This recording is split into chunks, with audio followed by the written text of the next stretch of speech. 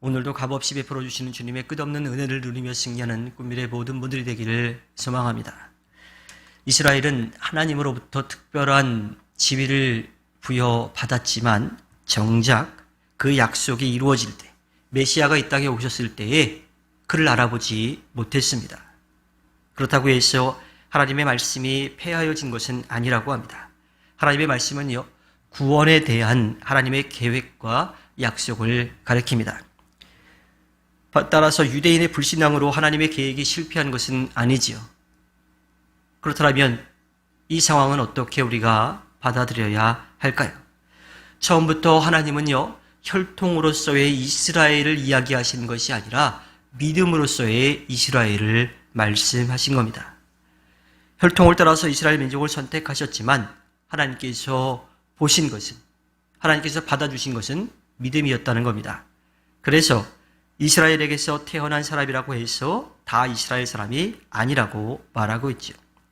사도 바울은 성경으로부터 두 가지의 예를 들어서 이 사실을 설명합니다. 먼저 아브라함의 두 아들의 이야기이죠. 아브라함은 자신의 힘으로 얻은 아들이 있었고요. 하나님의 약속을 따라 얻은 아들이 있었습니다. 하지만 성경의 전통에서는요, 오직 하나님의 약속으로 얻은 이삭만이 아브라함의 자손으로 인정을 받았습니다. 여기서 우리는 하나님에게는 혈통이 아니라 믿음이라고 하는 것, 순종이라고 하는 것이 중요한 것을 알게 되지요. 혈통으로는 아브라함에게서 태어났다 하더라도 약속으로 받은 이삭만이 하나님이 아브라함에게 주신 자녀로 인정받았습니다. 아브라함에게서 태어났다 해도 이스라엘 자손으로 인정받지 못했던 사람들도 있는 거지요. 그것처럼 지금도 유대인들이라 하더라도요, 모두가 다 약속의 자녀는 아닙니다. 오직 하나님의 약속을 믿고 받아들이고 따르는 사람들, 그들이 약속의 자녀인 거지요. 이어서 사도 바울은요, 야곱과 에서에 대한 이야기를 들고 있습니다. 이삭은 약속의 자녀예요. 또 이삭에게는 두 자녀가 있었죠. 그런데 그 두 자녀 가운데에서도 하나님의 약속의 자녀가 된 아들도 있고 그렇지 못한 아들도 있습니다. 그것은 전적으로 하나님의 선택에 의해서 이루어진 거예요. 쌍둥이 아들들이 아직 태중에 있을 때에, 즉 그들이 아직 선이나 악을 행하기도 전에 하나님은 형이 동생을 섬길 것이라고 말씀해 주십니다. 사도 바울은 그것이 택하심이라고 하는 원리를 따라 세우신 하나님의 계획이 살아있게 하시려고 라고 이야기하고 있습니다. 태어나기도 전에 형 에서가 아니라 동생 야곱을 선택하신 것은요, 전적으로 하나님의 선택이라고 하는 겁니다. 이것은 왜 하나님이 그렇게 하셨느냐라고 하는 질문을 던질 수 있는 것이 아니라 그 선택이 하나님께 달려있다라고 하는 것을 분명하게 나타내고 있는 거지요. 13절에 보면 내가 야곱은 사랑하고 에서는 미워하였다라고 하는 말씀, 말라기 1장 2절과 3절의 말씀을 인용한 것인데요. 근데 이 표현을 그대로 우리가 받아들이면요, 하나님은 그리스 로마 신화에 나오는 그런 신들처럼요, 비이성적이고 또한 변덕스러운 존재가 되어버립니다. 태어나기도 전에 쌍둥이 중 하나는 사랑하고 하나는 미워하는 신이라면요, 우리는 어떻게 그 존재를 믿고 따를 수 있겠습니까? 하지만 이것은 감정적으로 에서를 미워했다라고 하는 것은 아닙니다. 하나님의 선택에 들지 못했다라고 하는 뜻에서 미워하였다라고 표현한 거죠. 창세기에 기록된 이야기에서 보듯이 에서는 약속의 자녀에서는 배제되었지만 에서가 살아가는 데 있어서 하나님은 그를 지키고 돌보아 주셨습니다.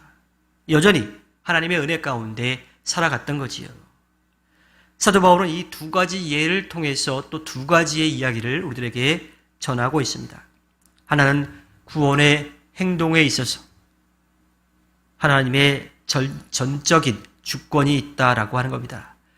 우리가 구원받은 것은요, 전적인 하나님의 은혜로 인한 것이지요.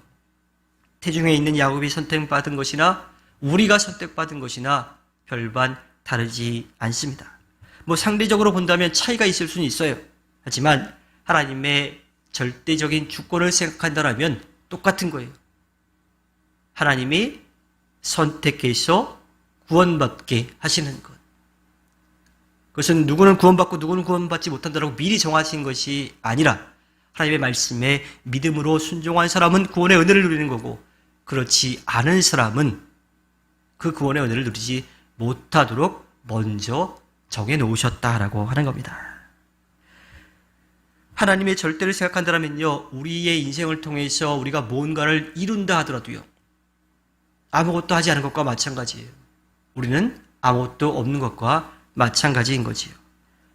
또한 사도 바울이 전하려고 하는 또 하나의 이야기는요, 혈통이 아니라 믿음이라고 하는 겁니다. 이스라엘이 될 수 있었던 이유는 아브라함의 혈통을 이어받았기 때문이 아니라 그것을 믿고 의지하고 따랐기 때문입니다. 따라서 혈통으로 유대인임을 주장한다고 해서 모두 하나님의 약속의 자녀라고 할 수가 없지요. 지금 복음을 받아들이지 않고 자신의 의를 따라 살아가고 있는 사람들, 유대인들을 포함해서 그렇게 살아가고 있는 사람들은 하나님의 약속의 자녀가 될 수 없습니다.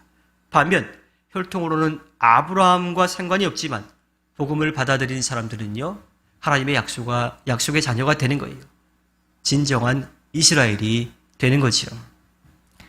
주님께서 허락해 주신 오늘 하루를 살아갈 때에 믿음으로 구원의 은혜를 누려 주님께 기쁨을 드리는 꿈미래 모든 분들이 되기를 주님의 이름으로 부탁드립니다. 기도하겠습니다.